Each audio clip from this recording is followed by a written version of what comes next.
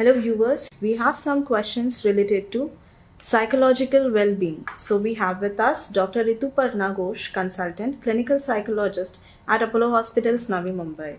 Doctor, we have our first question. How do we as parents handle children who are not expressing but definitely going through stress due to negative environment?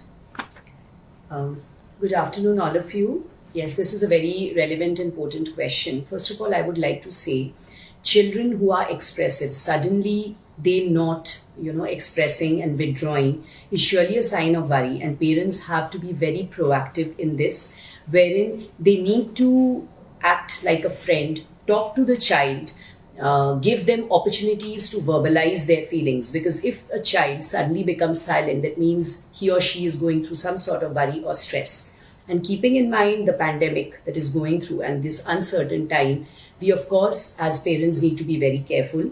Secondly, let the child not only express but also at the same time connect with their age group peers through video calls, and also they should feel free to discuss certain things with parents. They should feel they should be given that environment where they come out and talk openly about their worries.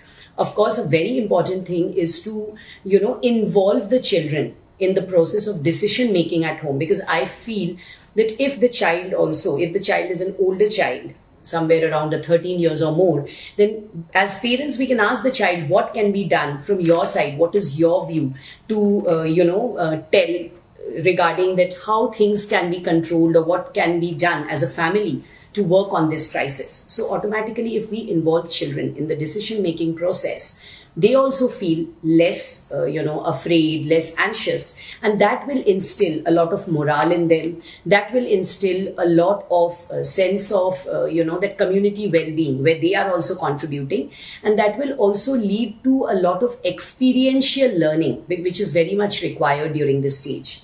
For younger children, I would like to say, introduce a lot of fun-filled activities at home wherein you as a parent can become a model and help them to imitate that. For older children, yes, introduce a lot of humorous activities when you are instructing them to do something. At the same time, if there's something to worry, whatever we are going through in this uncertain time, please tell them in a very non-threatening and a very non-overwhelming manner. Also, at the same time, involve them in the future decisions, like let's sit together and discuss about your career. Let's sit together and discuss about vacations we can plan post everything falls into place. So that itself will make them feel that yes, this crisis that is going through is a temporary phase, and of course things will get normal after a few months. So that also will instill a lot of sense of satisfaction in them, and that will reduce the worry. And one very important thing is, which I would like to say, let the child verbalize the feeling. Let the child get that healthy environment wherein they come up and discuss with parents, and the parents can explain that there's nothing to worry, and at times, it's okay to not be okay, and it's okay to feel so. So that is very important as a parent to work on that with the child. We come to the second question. Many are faced with jobless, reduction in salary, uncertain future. How do we motivate ourselves in such situations? Okay, so for this, I would like to say that, the economy has gone down and there's a lot of worries that is happening with people. Loss of employment is happening. There have been no increments in many companies. Of course, it's a point of stress. We need to accept that. But at the same time, there are certain things we cannot control in the external world. So rather than just asking what to do, what will happen, those future questions, we don't have answers yet. Rather, staying in the present, living in the present will help us to stay grounded, will help us to de-stress a lot, wherein we need to shift our focus from the external locus to the internal world and just check what are the things that are under our control that we can work upon, that we can find probable solutions to. That is very important. At the same time, the employees have to be given that, platform from the employers wherein they can share their concerns, they can connect mentally with each and every teammate, and also don't stick to too much of perfectionistic attitude as of now. Accept how much you can give. Be realistic in evaluating how much you can give. And also I feel the companies should, irrespective of the hierarchy, come together as a team and sing the same song in the same rhythm, wherein right now as a company, it's along with loyalty, we need to show empathy. That I think will retain the best assets. So focus on your internal locus, focus on the things you can do in the home situation and work upon that. At the same time, yes, managing finances is very important. So as of now, if you can just, chalk out how much of investments you have done and how you need to work accordingly, make an emergency fund. Also check you have proper health insurance coverage. Don't, do too much expenses on non-essential goods. Don't use too much of credit cards. Then don't invest money too much on risk funds as of now. At the same time, one very important thing, we need to follow this strategy that right now, if we are not, doing a lot of expenditure, that means we are saving that money. And the more we are saving our money, that is the money earned. So we need to follow that principle as of now. We come to the third question. Most of the time, children are at home and getting desperate to go out. How do we stop them without scaring them? Okay, so this is a very good question, and in our practice also we see a lot of parents who are coming up with this, and this is especially happening with a little, the older kids, 12 years and above, because they are into that juncture wherein they are the teenagers, they are the adolescents, and they have this tendency to defy. Whenever a parent is saying something, they have this thing of resenting. So I would say, as a parent, you have a very pivotal role wherein you need to sit and discuss the concerns with the child. Maybe the child will, retaliate saying that I may not, get affected by the virus. Then what is the problem to go out? You have to say very clearly in a very simple manner that it may be possible that you may not get affected, but you can be a carrier of the virus and indirectly you may get, indirectly you may affect others. So right now for a few months, if you observe all the precautionary measures, then in the long run you'll again be able to meet your friends and connect with them earlier like you used to do earlier. That is very important. And secondly, I would like to say for younger kids, be a role model as a parent, play with them, post your work schedules. I think that is very, very important, wherein you introduce a lot of activities with them and also make the home environment so fun-filled. Let them nurture their creative potentials because children have a lot of energy within them. And right now, since they cannot go out a lot, obviously that energy needs to get displaced and channelized in a very productive manner. So let them get involved into good hobbies they can be nurtured at home. So the first question is how to address stress in housewife due to increased work at home as all family members are at home and also taking care of home 24 hours. Yes, this is also a very, very important question. Unfortunately, we still see in our Indian families a lot of gender equality concerns happen. And as of now, I think one of the section of the society who are getting too much adversely affected because of the lockdown are the housewives, because they are too much overburdened with work. If they were doing so much of work initially also, and now people are at home. So 24 hours, if you see, they are doing some work or the other, they have to take responsibility, take care of the whole family. I would say that, for housewives, the first thing is to understand and accept that you need to set boundaries to what you are doing. Don't overburden yourself and don't accept that everything, you are a homemaker, so you have to do everything. It's not like that. Right now, since other family members are at home, you need to distribute responsibilities to them as well. And it's not a matter of shame, or you don't have to go into that guilt state that I can't manage everything. We are all human beings. It's not necessary that we have to do everything on our own. So accept that boundary, share your responsibilities with other family members. Voice out, tell them that this is the thing I'm being able to manage and the rest we need to distribute. At the same time, though being a homemaker, still you need to demarcate, you need to find some time for yourself. That self-care is needed. So delineate between the time you are spending with your family, doing all the chores with your family. But at the same time, there should be at least 1 hour that you need to focus with yourself. Creative skills, if you want to nurture some hobbies, you want to meditate, you want to sing, you want to write, just sit with a cup of coffee in the balcony. I think that is also a good way to de-stress. But for homemakers, this is also very, very important. So people like a small and medium scale business are also under stress due to loss of business and no hopes of recovering soon. How to overcome that stress and still be in confidence? Okay. So regarding entrepreneurs with, who are handling small scale and medium scale industries, yes, they are also quite worried because of a lot of, losses happening. I would like to say focus on the local markets. That is very important as of now. At the same time, what is very important is to, focus on certain things where the loan repayments can be extended or can be, a little bit, revised, or you can pay them later. That is very important. At the same time, you need to be very flexible about, your income tax payments and all. So that can also be, delayed. At the same time, whoever is working with you, your teammates, be clear with them, talk to them, converse with them, and if you are unable to pay their salaries, tell them clearly beforehand that this is the thing, there will be a delay in salary payments, so that they also get mentally prepared, and that leads to less of hostile feelings and more of mental well-being and transparent communication. At the same time, yes, I would like to tell those entrepreneurs that one thing is very important. Evaluate very realistically where you are standing now and how much do you see ourselves, not in a very long-term basis, but in short terms, like 1 month down the lane, 2 months down the lane, 3 months down the lane.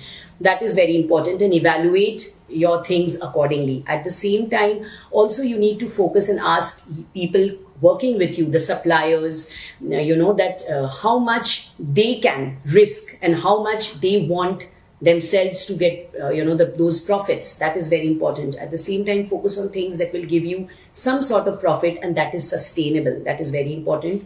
Also, practice living in the present. Like you can, at the end of the day, you can tabulate 3 good things that you have done in the whole day that has made you happy. That will help a lot to work on your self-achievements and also will help you to overcome this crisis later in the long run as well.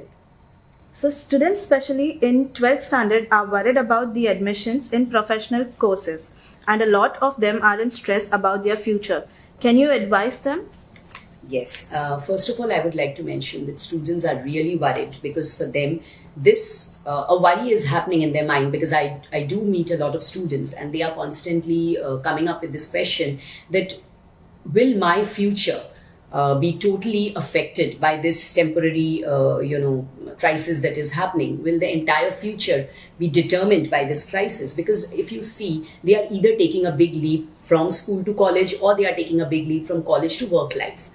But I would say that if you keep on asking questions wherein you don't have knowable answers, that will only lead to stress and anxiety. Rather, as I always say, divert your focus from the external to the internal world. Sit and discuss with your age group peers who are also in the same position. What can be done? What are the things that you have in your control? What are the concerns you can actually, work upon, tabulate them and find out probable solutions and work on them. Also, focus on a varied field of interests that you have. That will help you to de-stress. At the same time, you need to understand one very, very important thing. You need to tell yourself, you need to focus on the things you can work upon now. Stop asking yourself things which are not under your control. And at the same time, like it's always said, accept and acknowledge that it is not only you, it is about all of us who are going through some sort of stress right now because of the uncertainty. So we get so many confusion messages poured into about COVID-19. This creates a lot of stress. How to handle them? Okay, so for this, I would say, first of all, you need to assess that what are those trigger factors that lead to anxiety. If you feel that watching news is one of the biggest triggers that exaggerates your anxiety, then you need to control, like you can only watch news 10 to 15 minutes twice in a day, and you need to have proper control on that, because news itself creates a lot of sensation that feeds up to our fears. At the same time, if you really feel that also is not working, then you need to stop watching news, and you can get all the valid information from probable and proper sources. At the same time, many times we see that people try to reduce their anxiety by going into a denial state wherein they try to do something else to get the temporary solace and relief from that particular aspect, but that won't work. Rather, that solace or relief that you are getting temporarily may lead to some sort of other dependency. So I would say, instead of getting into too much of panic and seeing things that actually creates panic, focus on things that really motivates you, that gives you a positive vibe. And one of them is to, explore your wide field of interests that can be practiced indoors and work upon them. Also, whenever, a very important tip I would like to give, whenever you are discussing things with your friends, just on a normal chat or a phone call or a video call, Don't discuss topics that are related to COVID. Rather, you can discuss other light topics. That is very, very important. Also, if you are focusing on this pandemic, you want to gain some information, focus on the recovery rate more than the mortality and the number of cases being reported. A lot of people complain of low mood, no enthusiasm to do anything. Would you suggest for them? Yes. So I would like to say, first of all, acceptance is the key. That is first thing. If you accept that, yes, I am having anxiety, I am feeling upset, then half of the problem, the more you accept things, the more you externalize your stress, the more it is easy to work upon that. First of all, that is very important. Second is, you need to demarcate between the things you can control and the things you cannot control. So the things you cannot control in the external world, you have to shift your focus, divert it from there and come into the area wherein there are things you can control. Coming in there, you need to tabulate what are the worries you are facing, and then you need to live in the present. Stop asking yourself, what if? You'll never get an answer to that. Rather, focus on here and now. That will help you to reduce those negative spirals that keep on coming and disturbing us in our brain. And that will help you to rationalize and find out realistic solutions. So you need to demarcate between your rational thoughts and your fears. At the same time, yes, please speak up. Unfortunately, in today's world, still mental health has a lot of taboo. We are very, we feel so expressive. We are so easily, we can say people that, I am having a stomach pain, I'm having a headache. But when it comes to I'm feeling sad, I'm feeling upset, we get so masked. We feel, what will a person feel if I tell that?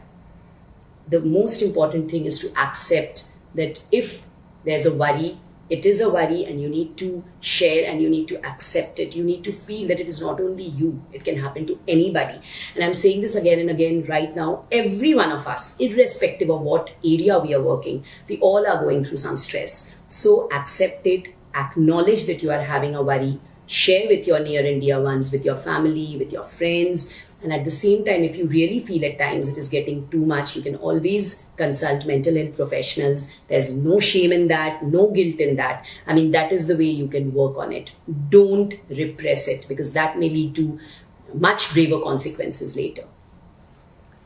Elderly at home stick to their old ways, not ready to change. In lockdown, constantly we have to bear with that. How to deal with them? For the elderly population, it's quite unfortunate that they are, I would say, one of the most worst affected groups as of now, because earlier their life used to be mostly, they used to focus on, going out and meeting their age group peers and, going and walking in the parks. All that has stopped mostly. And it's a complete swing wherein social distancing came into focus. But I would like to mention, social distancing is actually physical distancing and in-person socialization. Social distancing doesn't mean mental distancing. And with the older population, with our old age population, they are getting, doubly affected, because also they are more vulnerable to contract this virus. And at the same time, they are also more vulnerable to suffer from loneliness, depression, and stress. So first of all, as a, responsible family member, we need to sit and explain them in simpler terms that this, social distancing that is being done is not to mentally alienate them or not to, make them isolated. It is being done for their safety, because that is one of the best ways to reduce the spread of the virus. But don't mentally isolate them. Involve them in decision-making processes of your family so that they feel accepted. Make sure they are following all the routines that they used to do earlier. They can go for, a small walk in their own housing complex, or they can sit in the balcony, because even proper sleep, proper diet, proper hygiene, all these things are important. Along with that, a little bit of fitness exercises, because we all know that they are the people who are too much affected adversely. So we need to play a very, we need to empathize with them, and we need to give them that emotional strength. We need to make them feel accepted right now. Sleep-wake cycle is disturbed. Does it have any problems? Yes. So in general, only if a person is stressed or under anxiety, sleep gets disrupted, sleep and diet. And I would say this is a very good question, which we like to highlight upon, is that during this phase, a lot of complaints are coming as regards to disturbed sleep. First of all, to increase our immunity and to work on the circadian rhythm, we need to have proper 6, 7, 8 hours of sleep every day along with proper diet. And one very important thing I would like to mention, that working from home does not mean working from bed. You need to adhere to all the routine that you used to do earlier. The only difference is you're not going out much. That is the only thing. Other than that, follow all the routine properly, work accordingly like you used to do earlier. At the same time, even a little bit of sunlight is required to, work on your circadian rhythms. At the same time, don't watch too much of news or, these sort of things which create a lot of anxiety and stress before sleep. Do some light meditation exercises, read some light story books before sleeping, sleep in a dark room, and at the same time avoid taking too long naps during the morning or in the afternoon, because that also disrupts our proper sleep during night. At the same time, if you lie down on the bed and if you feel that you're not getting sleep, don't sleep, just be there. Ideally, rather get up, do some exercises or relaxation activities, and come back and try sleeping again. Also, if there are any problem-solving things that you need to work out, there are some problems you need to sort out, do it in the morning. Don't keep it for late hours. And yes, at the same time, proper diet. That is very important also for good sleeping habits. And lastly, I would like to say regarding sleep, keep your home environment clean. Right now, already there's so much of uncertainty outside. Our brain is already too much cluttered as of now. So if we keep our immediate environment, our internal locus clean and, balanced and organized, that itself leads to a lot of declutter. And that itself is very important for restful sleep. We come to the last question. How does the mind-body connection affect our emotions? This is a very, very important question. Of course, it affects our emotions totally. Mind and body are interconnected. And in today's society, I would like to say we need to create this sensitization. We need to spread this awareness that it's not only our body we need to focus upon, it's our mind also we need to take care of, because both lead to wellness. Its overall wellness will only come when we take care of both our body and mind. And unfortunately, still there is so much of taboo related to mind that though we do a lot of things related to our body, but if you ask about our mind, many a times we just ignore it at times. You find if I'm having some bodily issues, I can immediately call up the doctor and ask for medications. But if it's mind, let it be, it will get okay. No, you need to speak up, you need to talk, and at the same time, you need to accept that just as body is important, mind is also very important. And the more you share your feelings, the more you verbalize your feelings, you can always focus on the overall well-being, because that regulates our emotions. The more we are healthy, both from our body and mind. It's always said, a happy mind and healthy body leads to positive emotions. Positive, leads to overall wellness. So we need to spread that information and also try to focus on community well-being. I mean, that will also lead to a lot of positive feeling, because right now, we are having a lot of uncertain time we are all going through, and that is making us feel powerless. So the more we focus on our body, our mind, and the overall holistic well-being, that itself will focus on our overall well-being and will keep us happy. And during this pandemic, we need to work. All of us, we need to work together. We are all in this together. You are not alone. That you have to accept, and we have to move ahead. And that way only we can overcome this crisis. So lastly, I would like to say, spread wellness, mental and physical. Both are important. And be positive. We'll surely come out of this soon. Thank you.